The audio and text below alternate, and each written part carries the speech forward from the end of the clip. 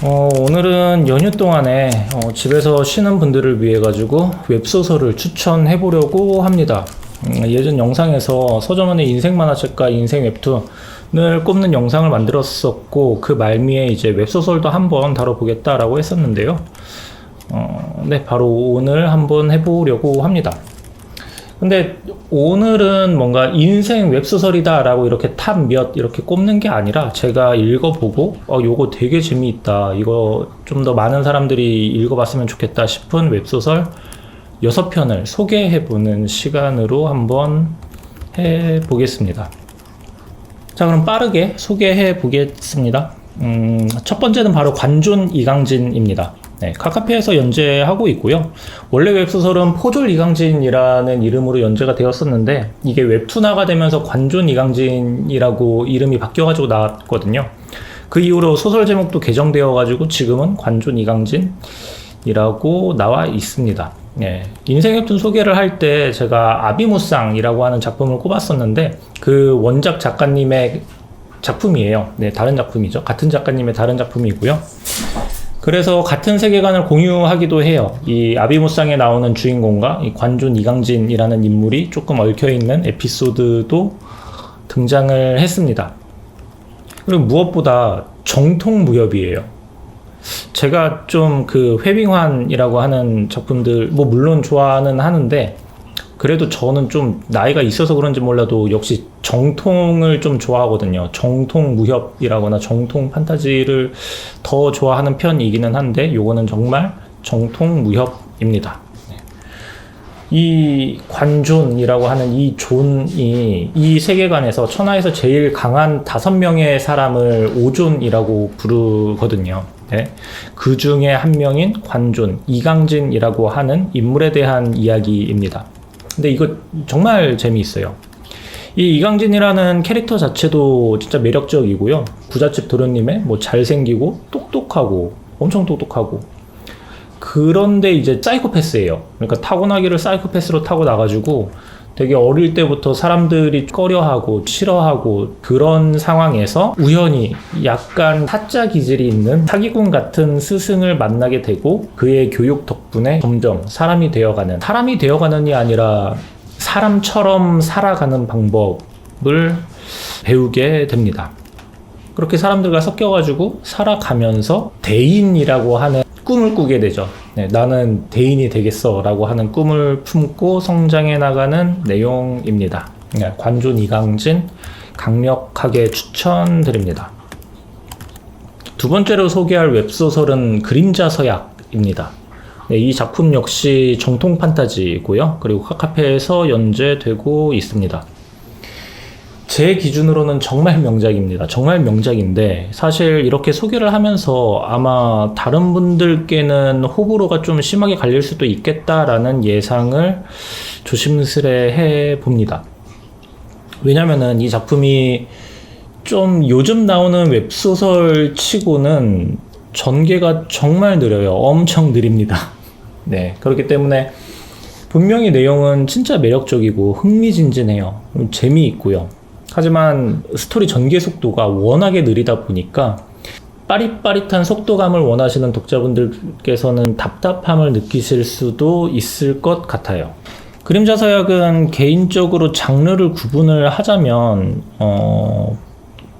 그냥 판타지 소설이 아니라 판타지 세계관을 배경으로 한 정치 역사물에 더 가깝다라고 저는 보고 있어요. 인물들의 대사라거나 심리 변화, 아니면은 그 주인공들이 맞닥뜨린 급변하는 상황들에 대한 대처, 이런 것들을 지켜보는 게 이 소설의 진짜 묘미라고 할 수 있죠. 일단 이야기가 남부 왕국과 북부 야만족의 전쟁에서부터 시작을 하거든요. 적장을 암살해서 전쟁을 끝낸 노예, 람이라고 하는 노예가 있고, 그리고 전쟁에서 패배해서 볼모로 붙잡혀온 북부의 대족장, 제드리크, 그리고 점령한 북부를 지배하기 위해서 온 남부의 왕자와 정략 결혼을 하기 위해서 찾아온 카를론, 이 4명의 인물들이 저주 또는 예언 정치적인 상황에 맞서가지고 겪게 되는 이야기들입니다. 뭔가 속도감은 크게 여의치 않는다, 나는 되게 재미있는 서사를 원한다 라고 하시면은, 그러니까 진득하게 한 작품을 붙잡고 온전히 그 서사를 즐겨보시겠다 라고 하시는 분들께는 적극 추천을 합니다. 정말 재미있어요. 세 번째로 소개할 웹소설은 우주천마 3077입니다. 이거 제목 때문에 사실 진짜 저도 클릭하기가 좀 어려웠거든요. 좀 머뭇거리게 되잖아요. 제목이 우주천마 3077이라니, 이거는 무슨 좀 춘장으로 만든 파스타 같은 느낌? 좀 그런 느낌인데, 근데 보고 깜짝 놀랐어요. 정말 명작입니다. 진짜 강력하게 추천해요. 이 무협이라고 하는 장르랑 SF라고 하는 장르를 이제 섞어놨을 때 아마도 나올 수 있는 최고의 퍼포먼스가 이 작품이 아닌가라고 개인적으로 생각을 하고요. 웹툰으로 연재도 되고 있어요. 근데 그림체가 좀 가볍다라고 해야 되나? 그러다 보니까 웹소설이 가지고 있는 무게감을 제대로 담지를 못한다라고 저는 보고 있거든요. 그렇기 때문에 바로 웹소설로 입문을 하시는 것을 추천드리고요. 이 작품이 정말 제목과 달리 꽤 무게감이 있는 정통 무협의 필력을 가지고 있어요. 정말 재미있고요. 새롭고 흥미진진합니다. 네. 물론 단점도 하나 있는데, 이 작품이 완결이 나 있어요. 웹소설은 완결이 나 있는데 뭔가 초반에 던져놨던 떡밥들을 회수하지 못했다라고 하죠. 그러니까 좀 아직 더 풀어내야 할 이야기거리가 아직 남아있는데 완결이 되었다는 점이 단점입니다. 그런데 아직까지는 기대를 하고는 있고요. 휴식기를 거친 다음에 시즌2가 되었건 아니면은 외전의 형태가 되었건 그런 식으로 다 못 푼 이야기를 마저 보여준다라고 하면은 정말 저는 이 퓨전 명작 중에 하나로 꼽겠습니다. 네, 우주천마 3077 제목에 흔들리시면 안 되고요. 꼭 한번 읽어보시기를 바랍니다. 강력하게 추천드려요. 다음으로 소개할 작품은 중세 판타지 속 망나니 경비 조장이라고 하는 작품입니다. 이 힘순진 주인공이 작은 시골 영지에서 경비 조장을 하면서 벌어지는 이야기입니다. 주인공의 숨겨진 힘과 숨겨진 과거가 너무나 대단한 스케일이어 가지고 조금 예전 유행했던 먼치킨물을 보는 재미도 있어요. 시원시원하게 때려 부수는 통쾌함이 있고요. 그리고 이야기가 진행이 되면서 사건의 연계라거나 아니면 스토리라인이 나쁘지 않습니다. 되게 재미있습니다. 네, 재미있게 가볍게 속도감도 느끼면서 읽을 수가 있고요. 주인공이 경비조장이니까 경비조장으로 영지를 순찰하면서 동네 건달들을 때리다가, 그러다가 이제 다 때리고 나면은 옆 동네 다른 영지에 가서 또 거기에도 또 때리고, 그래서 이제 옆 동네 영지도 다 때리고 나면은 드래곤도 때리고 나중에는 수도의 왕성까지 가서 다 때리고 다니는 방식으로 사건의 스케일이 점점 커지면서 이야기가 전개가 되는데 진짜 읽는 맛이 있어요. 재미있습니다. 물론 단점도 있는데요. 정통 판타지인데 실제 현실에서 쓰는 비속어라거나 욕설을 작중에 계속 노출을 하는 문제가 있더라고요. 아니면 또 뭔가 개그랍시고 좀 이상한 묘사들을 되게 반복적으로 지속적으로 하는 게 있는데, 그런 자잘자잘한 문제들이 아니라고 하면은 스토리의 큰 틀이라고 해야 되나? 큰 구조를 보시면은 충분히 재미있는 작품이라서 추천을 해 봅니다. 다섯 번째로 소개할 작품은 절대회귀입니다. 이 작품도 정말 재미있어요. 근래 봤던 무협 회귀물 중에서 정말 빼어난 명작입니다. 스토리 탄탄하고요. 액션도 좋고 낭만도 있고, 이게 무엇보다 주인공이 주변 인물들과의 관계를 개선해 나가는 과정에 보는 맛이 있거든요. 그러니까 소설에 등장하는 인물들이 주인공과 얽히면서 이제 조금씩 변하는 모습, 이거를 좀 지켜보는 재미가 있다는 게 다른 무협들과의 차별성이라고 할 수 있겠습니다. 그리고 이 작가님이 글빨이 보통이 아니세요. 네, 이거를 딱 보면은 그 내공이 좀 느껴지는 필력입니다. 물론 좀 읽다 보면은 비슷한 패턴으로 에피소드들이 흘러갈 때가 있는데, 네, 그거를 감안한다라고 해도 충분히 재미가 있습니다. 아직 완결은 나지 않았고 아직 연재 중이고요. 지금 한 500화 이상 나와 있습니다.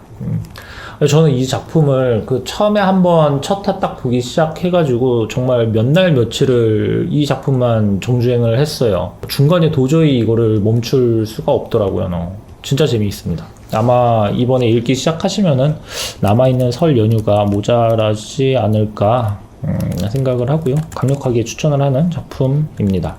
마지막으로 소개하는 웹소설은 운명을 보는 회사원입니다. 재벌집 막내 아들과 비슷한 현대물이고요.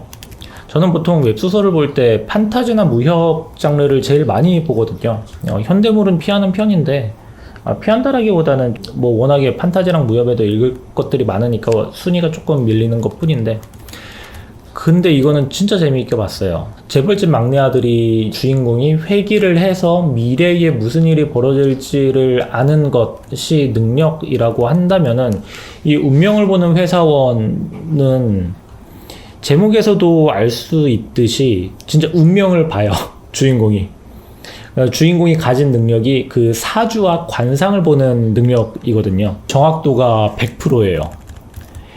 원래 무당이 될 팔자였던 주인공인데, 주인공이 어릴 때 지나가던 스님이 그거를 알게 되고 이 아이를 데려다가 교육을 시키죠. 네, 그 다음에 성년이 되어서 사회에 나오게 되는 게 이야기의 시작입니다. 주인공이 취업을 해서 일반 사원 때부터 관상과 사주를 통해서 상대의 과거와 현재와 미래를 다 꿰뚫어 보니까 거의 뭐 신급인 그 능력이죠.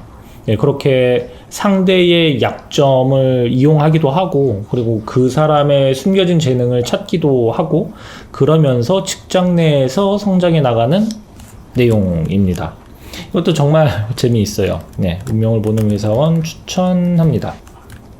네, 이렇게 오늘 서정훈이 직접 읽고 추천하는 웹소설 6편 한번 소개를 해봤고요. 인기 순위를 매겨 뽑은 게 아니라 제가 읽었던 웹소설 중에서 다른 분들께 추천하고 싶은 작품들로 꼽아봤습니다. 물론 보시면서 아니 왜 이 작품 없어? 왜 저 작품 없어? 라고 생각하실 수도 있겠지만은, 오늘은 이야기하지 않았지만 뭐 화산기한이라거나 아니면은 앞서 잠깐 언급했던 재벌집 막내 아들, 이것들도 정말 재미있게 봤거든요. 이 두 작품은 너무나 유명한 작품이니까 굳이 오늘 영상에서 따로 소개하지 않았고요. 이 두 작품은 아직 안 보신 분이 계신다라고 하면은 그거는 안 보신 분 손해예요. 네. 네, 그렇기 때문에 오늘 제가 소개한 작품들과 함께 이 두 작품도 한번 읽어보시길 바라면서 웹소설 소개 영상 마무리하도록 하겠습니다. 지금 여기는 밖에 눈이 많이 오고 있는데 눈 피해 없이 즐겁고 행복하고, 네, 따뜻하고 배부른 설 명절 잘 보내시기를 바라겠습니다.